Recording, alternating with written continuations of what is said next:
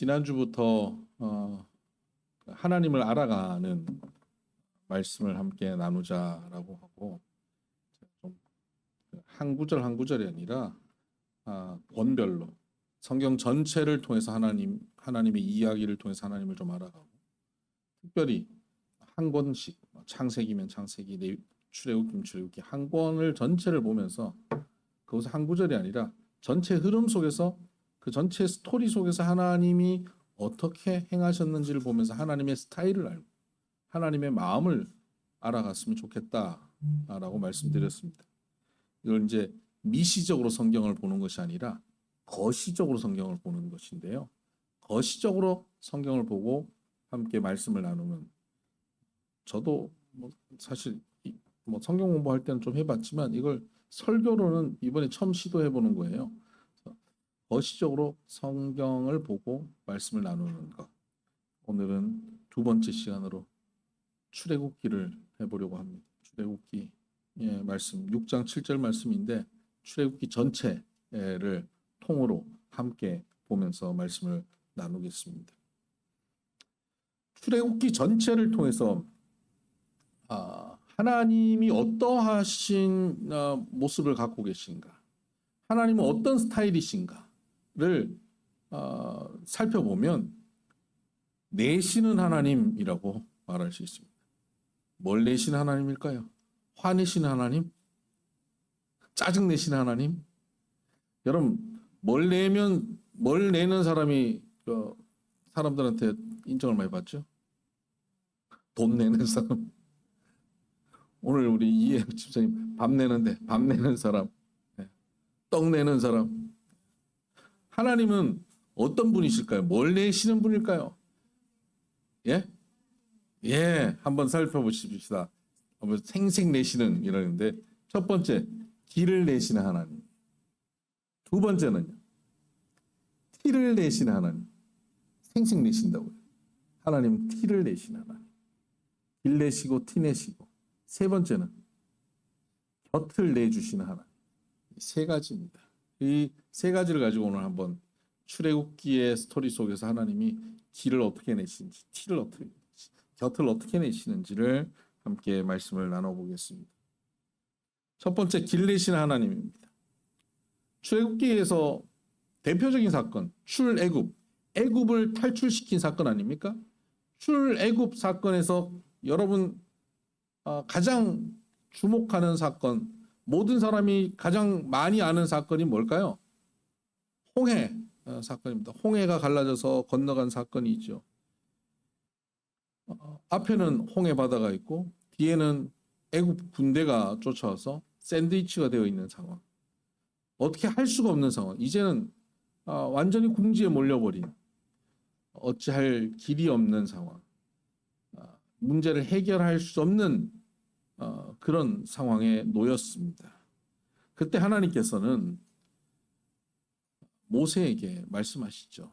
너 손에 있는 지팡이를 들고 저 바다를 향해서 손을 내밀어라. 그리고 백성들에게 뭐라고 말씀하시게 합니까? 너희는 가만히 서서 오늘날 여호와께서 행하시는 일을 보라. 오늘 구원을 행하시는 여호와의 일하심을 봐라 라고 말합니다. 너희는 가만히 있어라.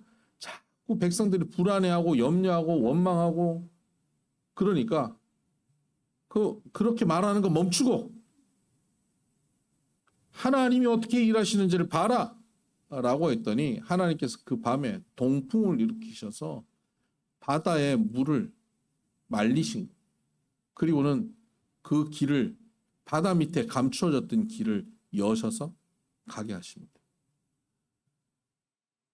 그리고는 그 길을 건너가고 난 다음 애국 군대가 뒤따라오다가 그 길이 닫히면서 그들이 다 수장되죠.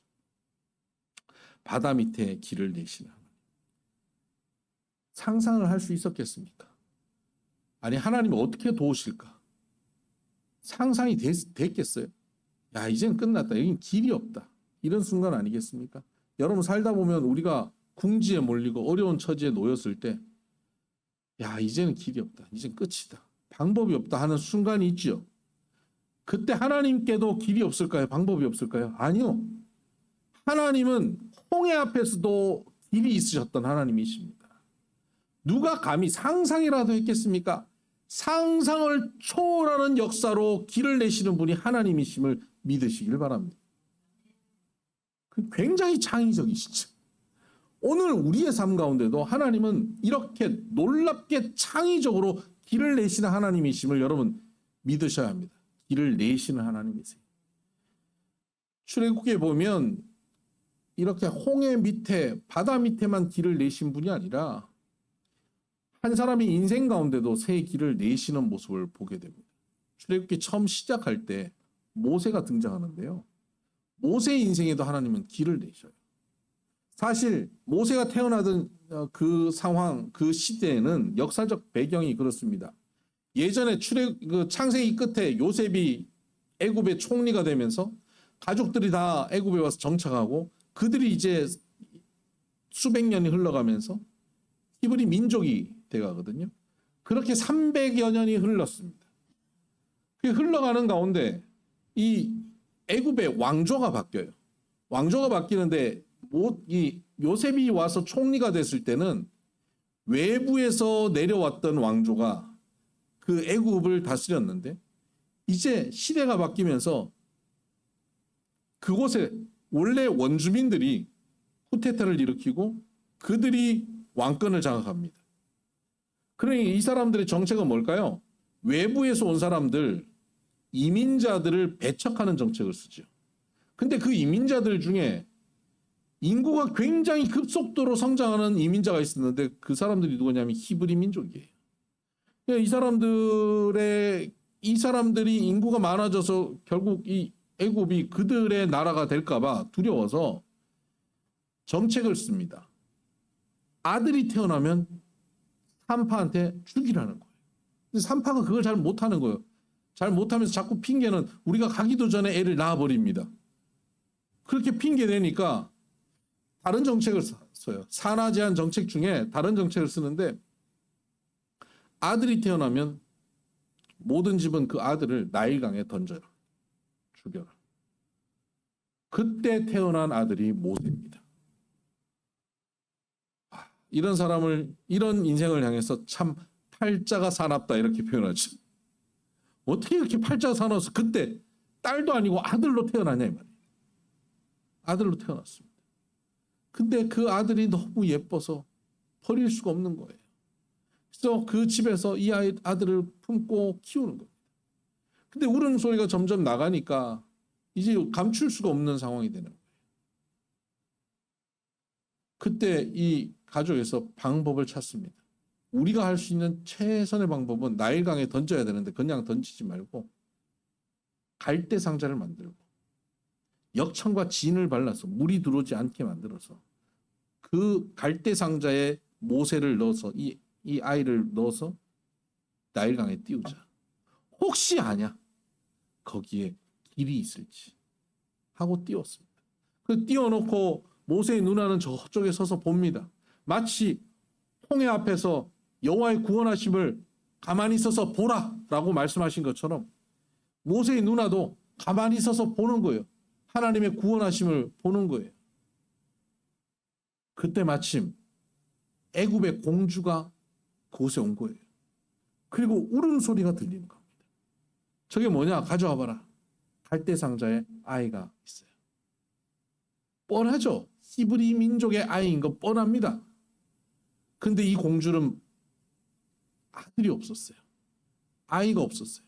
너무 아들을 갖고 싶었는데 그 나일강에서 신성시 여기는 그 나일강에서 아들을 만나니 이 아들은 신이 내게 준 아들이라 생각하고 그 아이를 자기 아들로 양자 삼습니다. 모세가 된 거예요. 모세, 물에서 건졌다는 뜻입니다. 물에서 건진 아이, 모세가 된 거예요.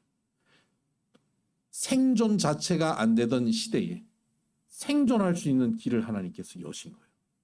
그때 모세의 누나가 달려갑니다.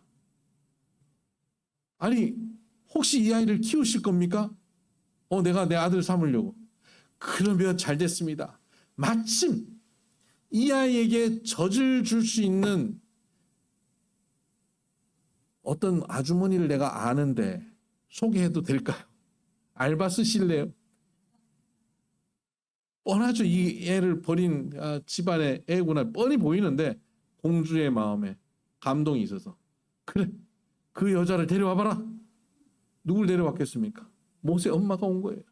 모세 엄마가 왔습니다. 공주가 모세 엄마한테 이 아이를 주면서 젖을 잘 먹여서 키워서 나에게 데려와라. 내가 거기에 맞는 삭스를 주겠다. 돈을 주는 거예요. 아니 애를 낳아서 키울 수도 없는 법적으로 안 되는 시대에 애를 내가 키울 뿐만 아니라 내가 키우는데 국가에서 정부에서 돈을 줘요. 양육비를 지급해요. 여러분 이건 불가능한 일이에요. 애 키우는 것만 해도 불가능한데 키우는데 양육비도 주는 길을 내시는 하나님. 여러분 이렇게 길 내시는 하나님이 누구라고요? 우리 아버지세요. 목사님 아버지가 그렇게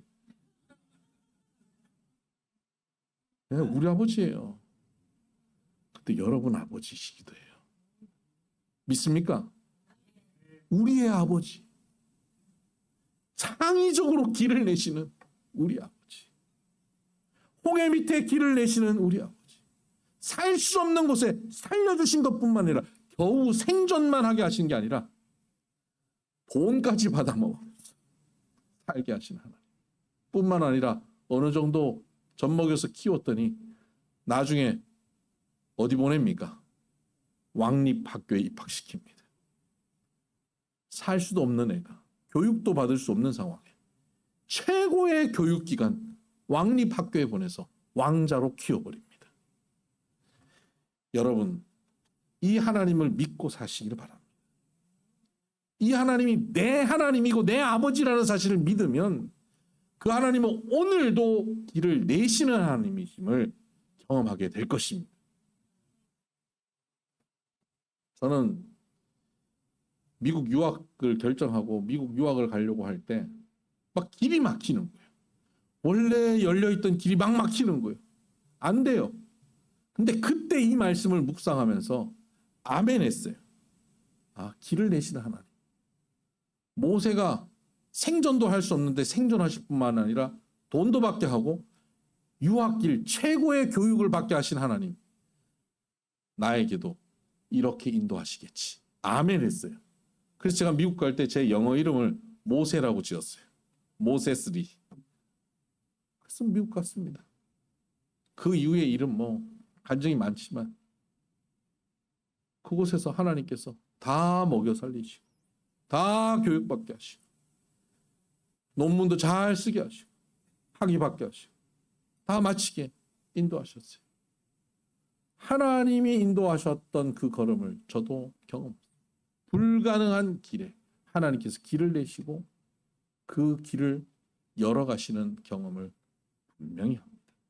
여러분도 이 시대의 모세가 되기를 바랍니다. 하나님께서 길을 열어주시는 것을 체험하시는 은혜. 길 내시는 하나님이 우리 목사님 아버지래가 아니라 내 아버지다 라고 고백할 수 있는 은혜가 있게 되기를 주의 이름으로 축복합니다.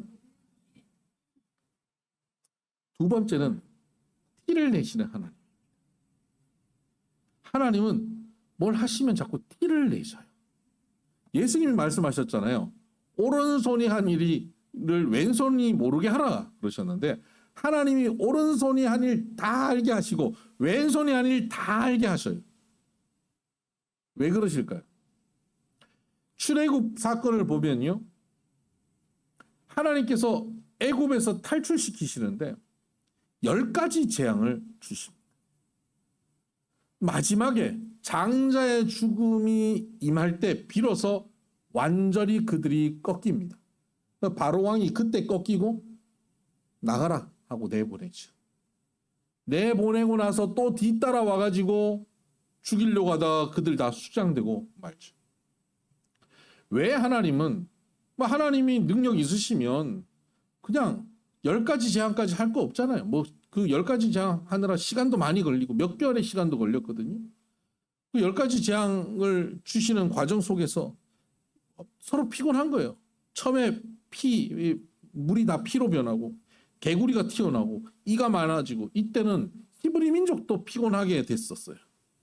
근데 네 번째 재앙인 파리가 나타나고 뭐 이때부터는 좀 하나님께서 그들을 히브리 민족과 분리시키는 그런 역사를 하셨지만 다 피곤하게 만드는 일이에요. 10가지 재앙이라는 게. 왜 하나님은 이 10가지 재앙까지 주셔가지고 그들을 출애굽시키셨을까요?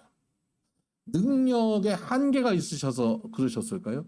하나님이 뭐 경운기 시동 걸리듯이 시동이 자꾸 늦어지는 것처럼 시동을 이렇게 서서히 걸으셔야 될까요? 아니에요. 제일 간단한 건 이겁니다. 애굽 사람들의 눈을 딱 가리고 귀를 가리고 그들 딱 멈추게 하고 난 다음에 히브리 민족 니들 나와 그러면 나오게 되는 거예요. 그거 하나님 못하실 하나님이 아니잖아요. 성경에 보면 하나님께서 상대의 군대에 눈을 가리셔서 멈추게 한 사건도 있어요. 하나님 그렇게 하실 수 있습니다. 근데 왜 그런 간단한 방법을 사용하지 않고 10가지의 재앙을 보이실까요? 왜 그러셨을까요? 하나님께서는 그 일을 시작하기 전에 오늘 본문을 우리가 읽은 본문에 이렇게 말씀하십니다. 6장 7절입니다. 너희를 내 백성으로 삼고 나는 너희 하나님이 되리니 나는 애굽 사람의 무거운 짐 밑에서 너희를 빼낸 너희의 하나님 여호와인 줄 너희가 알지라. 아멘. 여러분, 하나님께서는 내가 너희의 여호와 하나님임을 너희가 알기를 원한다라고 말씀하십니다. 10가지 재앙을 통해서 보여주면서 어떻게 이런 일이 벌어지지? 하나님이 하셨구나. 여기서 어떻게 하나님이 하셨구나. 하나님이 하셨구나. 하나님이 하셨구나. 티내시면서 너희가 내가 하나님임을 알아라. 애굽 사람들이 섬겼던 태양신보다 애굽 사람이 섬겼던 송아지보다 내가 훨씬 강력한 신인 것을 너희가 알아라 라고 말씀하시는 겁니다. 14장에 가보면 14장 4절에 내가 바로의 마음을 완악하게 한즉 바로가 그들의 뒤를 따르리니 내가 그와 그의 온 군대로 말미암아 영광을 얻어 애굽 사람들이 나를 여호와인 줄 알게 하리라 하심에 무리가 그대로 행하니라. 애굽 사람들이 쫓아가서 홍해까지 쫓아가게 된 그것 왜 그럴까요? 그것을 통해서 여호와가 하나님인 줄 알게 하신다는 겁니다. 14장 31절 그 홍해 사건이 끝나고 난 다음 이렇게 기록되어 있습니다. 이스라엘이 여호와께서 애굽 사람들에게 행하신 그 큰 능력을 보았으므로 백성이 여호와를 경외하며 여호와와 그의 종 모세를 믿었더라. 아멘. 하나님께서는 티를 팍팍 내시면서 야 누가 했냐? 내가 했어. 하나님은 우리한테 자랑하려고 하시는 게 아니고요. 우리는 하도 믿음이 없으니까 툭하면 의심하고 툭하면 불안해하고 염려하고 처음엔 믿었다가 좀 시간 지나가면 그러려니 뭐 그냥 어떻게 하다 보니까 그렇게 됐겠지 하고 하나님을 향한 믿음이 점점 약화되는 게 우리들의 모습이에요. 하나님이 자꾸 티를 내시면서 내가 한 거야. 의심하지 마. 내가 한 거야. 강력한 인상을 주는 사건들을 주면서 야, 그 사건 기억 못하니? 그때 내가 널 도왔잖아. 지금도 널 도울 거야. 흔들리지 마. 라고 강조하시는 일인 거예요. 하나님께서 티내시는 이유는 하나님이 뭐 자랑하고 싶어서가 아니라 우리에게 믿음을 주시기 위해 티내시는 거예요. 그 티를 하나님이 팍팍 내시는 겁니다. 이런 과정을 통해서 이스라엘 백성들은 믿음이 생기게 되는 것이죠. 그래서 티를 내시기 위해서는 어떤 상황에 티를 내셔야 되냐면요.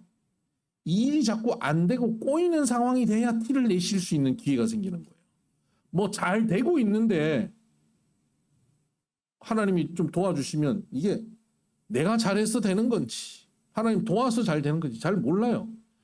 근데 길이 막히고 안 되고 육신의 어려움이 생기고 관계에 문제가 생기고 돈이 막히고 뭐 이런 상황이 우리에게 벌어졌을 때 그때 하나님께 매달리고 하나님께 기도하고 하나님 나는 아무것도 할 수 없습니다라고 고백하는 그 순간 하나님 도와주시옵소서 하는 그 순간 하나님이 도와주셔서 길이 열리고 하나님의 역사가 보이면 하나님이 하셨군요. 역시 하나님은 전능한 왕이십니다. 나의 구원자십니다. 라고 고백하게 되는 것이죠. 이럴 때 얼마나 기분 좋은지 압니까? 제가요 집에 밖에서는 뭐 설교하니까 뭐 인정받고 그러는데 집에서는 제가 잘 할 줄 아는 게 없어요. 벽에 못질도 잘 못해요. 제가 뭐 청소를 한다고 하고 나면 또 다시 치워야 되는 뭐 집에 그런 사람들 많죠. 제가 해놓고 나면 뭐 권장로님 앞에 손짓했어요. 그런 사람 많죠. 그랬더니 앞에 손짓했어요. 하고 나면 또 해야 되는 그렇게 제가 집에서 할 줄 아는 일이 별로 없어요. 그런데 제가 집에서 딱 하고 목에 힘주는 일이 있어요. 뭔지 아십니까? 잼병이 안 열릴 때 여보 아빠 그때 제가 굉장히 거만하게 가져와 이것도 못 열어 안 봐요. 제가 보지도 않고 힘도 안 쓴 척 열었다 소리도 안 해요. 그냥 갖다 놔요. 오 열렸네. 한계에 도달한 상황이 있을 때 저한테 가져오면 티를 팍팍 내는 거예요. 우리 하나님이 우리가 한계에 딱 도달해서 가져가면 하나님께서 이러시는 것 같아요. 티를 내셔. 우와 아빠. 그때 제가 아빠 뭐 할 줄 아는 게 뭐 한두 개겠어? 앞으로 인생에 꼬이는 게 있으면 다 가져와. 뭐 이렇게 얘기하는데 여러분 하나님께서는 우리를 기다리고 계세요. 우리 한계의 순간 우리가 인생이 꼬여 있을 때 막혀 있을 때 불안할 때 절망적인 자리에 있을 때 가져오기를 원하십니다. 그때 하나님께서 풀어주셔요. 하나님이 열어주셔요. 하나님이 길을 내십니다. 그리고는 우리에게 믿음을 심어주십니다. 내가 하나님을 의지하고 살아가야 되겠군요. 하나님만 붙잡고 살겠습니다. 라는 믿음이 생기는 겁니다. 하나님은 그렇게 우리에게 믿음을 공급하시는 하나님, 티를 내셔서 믿음을 주시는 하나님이심을 믿으시길 바랍니다. 우리 교회 제일 연세가 많으신 분이 100세 된 권임희 권사님이십니다. 지금 병원에 요양병원에 계셔요. 몇 달 전에 5월 달부터는 그 코로나로 인해서 그 후유증으로 그냥 처음에는 사람도 못 알아보셨어요. 눈도 잘 못 뜨셨어요. 의식을 잘 못 가지셨어요. 근데 자녀들이 방문하고 저희가 또 방문하고 같이 예배드리고 하는 과정 속에서 눈을 자꾸 희미하게 뜨시고 그리고 눈이 초롱초롱해지기 시작했어요. 근데도 안 되는 건 입이 안 열려요. 아무 말도 못 하시는 거예요.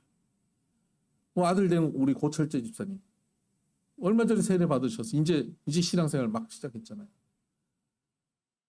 어머니가 평생 하셨던 얘기. 내가 죽어야 저 아들이 예수 믿을까. 근데 어머니 병상에 있는 동안 세례 받고 집사 되고. 근데 아들이 소원이 있는 거예요. 우리 고철재 있는 소원. 어머니 돌아가시기 전에 목소리 한번 들어봤으면 좋겠다. 목소리 한번 들어봤으면 좋겠다.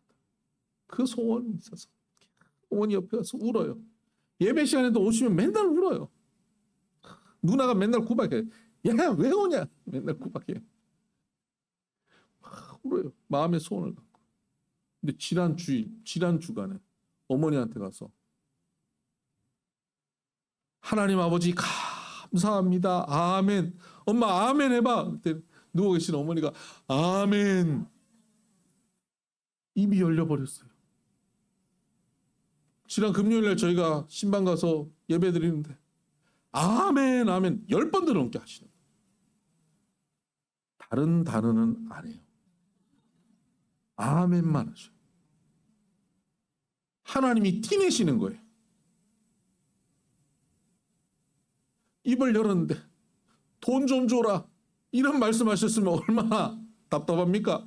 입을 열었는데 아파 죽겠다 이런 말 하면 자녀들도 마음이 얼마나 속상하겠습니까? 입을 열었는데 아멘. 하나님이 티내시는 거예요. 그 티내시니까 고철재 집사님 아들이 이제 신앙생활하고 이제 뭐 교회 이제 다니는데 뭐 믿음이 얼마나 생겼겠습니까? 이제 막 신앙생활 하는데 어머니의 그 변화된 모습을 보면서 하나님의 티내심을 보면서 믿음이 생겨버린 거예요. 요새는 직장 가면 가서 성경부터 보셔요. 성경도 그냥 성경 잘 안 들어오니까 만화 성경. 그걸 보면서 너무 재밌어가지고 원사인 누나한테 전화한대요. 누나한테. 누나 사께 와라. 누나 모르시 이런 데들어. 알지. 어떻게 알아? 너무 재밌어요. 말씀에 빠지신 거예요. 그저께 어제 우리 청소년들 수련회 갔거든요. 지금 왔는데 수련회 간다고 우리 집사님이 하나님 이제 믿음이 생기니까 뭐라도 교회를 헌신하고 싶어서 수박값만 하면 된다 그랬더니 고깃값을 낸 거예요. 그래서 우리 청년들 가서 풍성히 잘 먹고 왔어요. 얼마나 감사한지. 설교 시간이지만 우리 이 가정에서 박수 한번 합시다.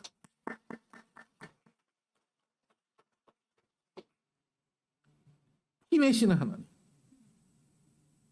하나님이 그 티내심은 우리가 믿음이 생기게 하기 위해서 티내시는 겁니다. 그런데 여러분, 하나님이 계속 우리 삶에 티를 많이 내셨으면 좋겠습니까? 티는 한두 번으로 끝나는 게 좋습니다. 왜냐하면 티를 자꾸 내시려면요, 우리가 자꾸 한계에 몰려야 티가, 고난에 몰려야 티가 나요. 광야에 가야 만나를 먹고 사는 거예요. 광야에 가야 바람에 날려오는 메추라기 주워 먹으면서 할렐루야 하는 거예요. 근데 여러분, 광야에서 메추라기 주워 먹으면서 할렐루야 하지 말고 통장에서 돈 찾아가지고 이마트 가서 고기 사서 할렐루야 할 수 있게 되기를 주의 이름으로 축복합니다.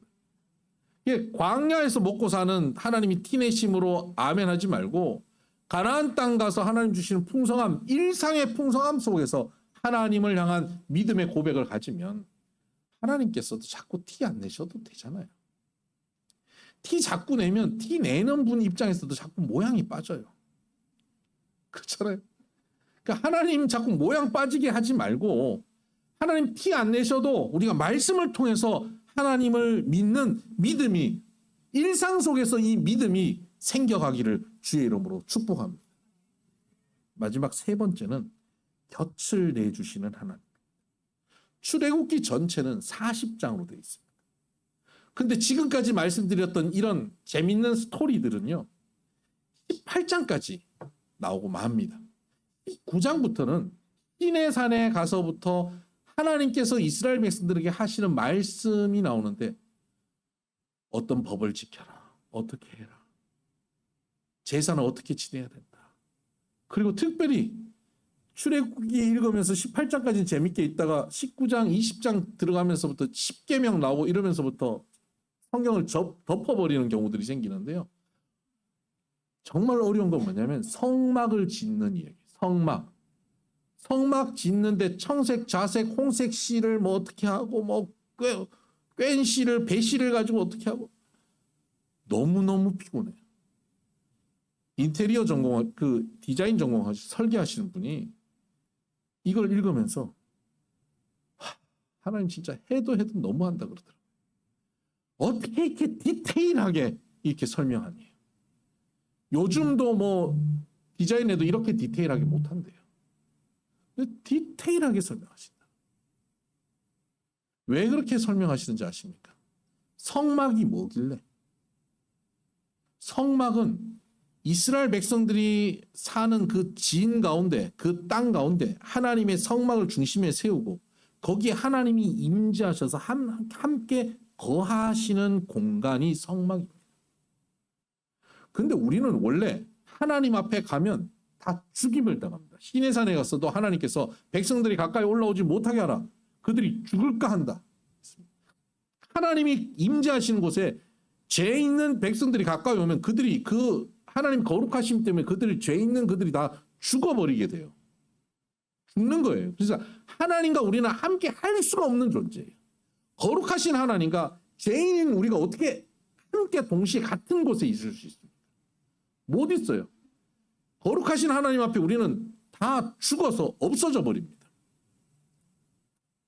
그런데 그런 우리들과 함께 하시기 위해서 하나님이 장치를 만드셔요. 그게 성막입니다. 그게 나중에 후대의 성전이 됩니다. 그곳에 하나님의 백성들이 모여 예배하면서 그곳에 하나님이 임재하시고 하나님의 영광이 나타나고 하나님이 그들에게 말씀하시면서 그들을 이끌어 가시는 삶이 되는 거예요. 그래서 이스라엘 백성들은 가진 것 없고 힘도 없고 군대도 없고 능력도 없어도 성막 중심으로 하나님이 함께 하시면 강력한 군대도 이기고 가난할 때도 부유하게 살아갈 수 있고 그들의 어려운 문제도 해결되어질 수 있는 그런 삶을 살았던 거예요. 성막 가운데 성전 가운데 하나님의 임재하심, 하나님의 동행하심이 있었기 때문입니다. 하나님은 그들에게 곁으로 올 수 있도록 곁을 내주신 사건이 출애굽기의 후반부에 55%의 출애굽기 내용이 바로 성막을 짓는 이야기.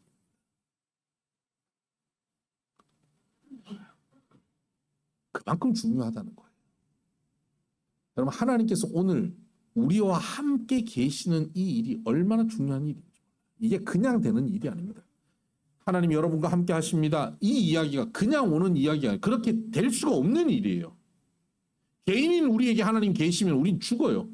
근데 우리가 하나님과 함께 있기 위해서는 예수 그리스도가 이 땅에 오셔서 우리를 위해서 죽으시고 피 흘려주셔서 우리로 하여금 이제는 하나님을 만날 수 있는 성전으로 만들어 주셨기 때문에 가능합니다.